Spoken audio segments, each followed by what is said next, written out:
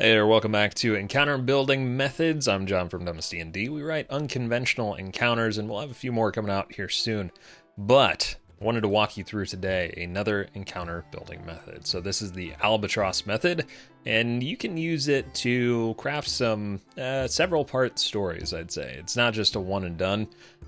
The Butter Battle Method is another one that kind of lingers throughout a campaign in D&D, but this is one that I think it can be pretty interesting, and it may deal with some cursed objects, it may deal with some NPCs. It is all based on the Rime of the Ancient Mariner. So if you are familiar with this story, maybe you read it in high school, essentially this old man that's kind of walking through this crazy journey that he had.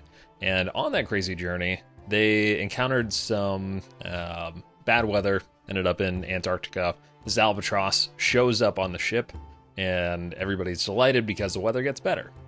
Okay, so an omen appears, right? Our journey begins, an omen appears, and it could be anything. Like this could be an NPC, could be a creature. Let's say like a Zorbo pops up, joins the caravan, and as he's on there, like no evil befalls the party as they travel.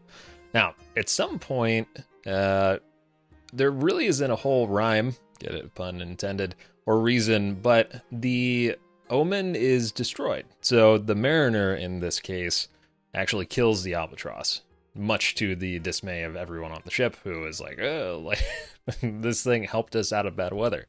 So it doesn't have to be that you kill, in this case, the Zorbo. It could be more that it's super annoying.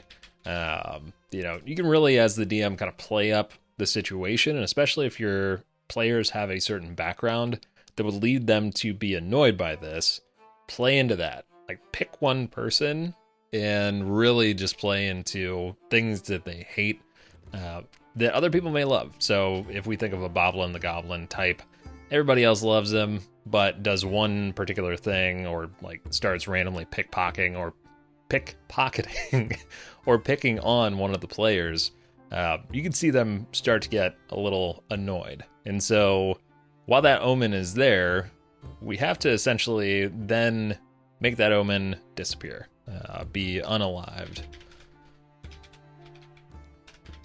If we're going with a trinket of some sort, could be like a glass vase, let's say. It's not even a cursed item, but you could have that and it breaks. An NPC accidentally breaks this beloved item. A lot of different ways you could approach it, so I'm not going to focus a ton on that. A lot of it is what happens after. So the omen appears, good things happen. The omen is unalived, bad things happen. And again, this is not a direct storyline necessarily. It's more something that happens in the background, something that is accumulated over time as the party is going throughout their adventures. Once this happens, though, once the omen is unalived or destroyed, we have bad things happen. And so essentially everybody is then angry at the party. It's actually another good way to look at it is it doesn't have to be an individual that is annoyed by this. It could be entire towns are upset about this. So if we go that route, if we say a Zorbo pops up, joins caravan, good things happen.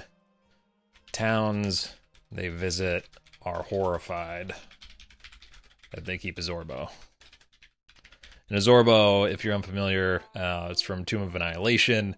It's like a little koala with really sharp fangs and claws, and I would imagine has the ability to give you, let's say, some sort of poison. But you could see townsfolk who are not used to this being very wary of it, bringing in pests, maybe fleas, like just bringing along with it different diseases. So they could be pretty hesitant to help the party along the way. And as you get to more and more of these towns, they begin to realize, like, oh, townsfolk don't like this Zorbo.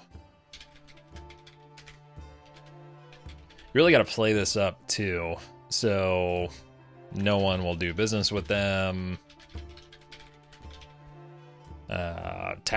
Blacksmith is like, I'm not selling you anything. Armorer says no. General Merchant, Wizard, whatever it may be, none of them will sell them any goods. So that's really going to start to make them question, should we have the Zorbo here? What happens? Another way to progress this is, as this is all happening, it kind of accumulates, and then you have Zorbo do something bad, maybe. So Zorbo bites a character, PC, and that could kind of be the final straw, right? And at that point, we get back to omen is unalived. Yo, bring this up here. This is Whimsical, by the way. I don't think I mentioned that at the beginning, but Whimsical is one of my favorite flowchart tools. Completely free if you're just using it for personal use, and very easy to use. So I have used this for the last several encounter methods that we put together. It's my favorite tool. I'm not we're not sponsored by them at all. It is just by and large the best flowchart tool I've ever used. Very intuitive. Anyway, so Zorbo bites PC. Omen is unalived, destroyed, abandoned, and now we have the ability to play up the bad things happen. So bad things happen. What does that entail? In the Realm of the Ancient Mariner, the weather gets bad. And if we look at this outline again, a ghost ship pops up, and the Mariner has his solitude and redemption because all the rest of the crewmates die. It is an extremely dark story, and honestly, I think would make for a great campaign, like a grimdark setting, even on the open ocean. So if you're running a Ghost of Saltmarsh campaign, something along those lines, and really want to get on the ghosty aspect, could be a fun one. So something to consider. All right, so the weather gets bad. The thing I haven't figured out is how to connect the Mariner in the Realm of the Ancient Mariner has to wear the albatross around his neck. So the crew makes him do that. I don't know how you do that in this case, though.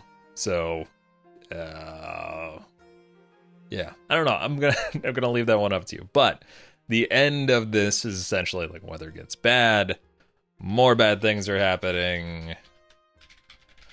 Now townsfolk are even more annoyed. The party did the bad thing. And so this is going to follow them around as well. It's like, we still won't do business with you because not only did you have a Zorbo, you abandoned them or unalived them or did something with them that was not what we would consider nice. So this could just continue to follow them around over time. The redemption in the Realm of the Ancient Mariner is a little odd, so I'm not going to cover that too much, but I think this starts to give you a sense of how you can have something pop up, whether it be a trinket, an item, a creature, whatever it may be, and play up the good things happen. Like, this is a key piece here, is making sure that they know, like, yes, if we have this thing around, good things will happen to us overall. And then it has to take a turn. So we get into here. Yep. Things take a turn. And then bad things happen. Weather gets bad. More bad things are happening. So it's just a way to add a side story or a side story arc that really feeds into some of the player dynamics, things that they will love, things that they will hate, and kind of plays into that a bit. So there is a broader encounter method for you. I realize it's not a one and done. It's not a very succinct, tight one, but could be a good way to kind of play things up in your game, get more engagement from character backstory. And yeah, we'll leave it there for now. Let me know if you have any other thoughts or ideas around how to improve the Albatross method, ways that you might use this in your own game, or maybe ways that you have used this already.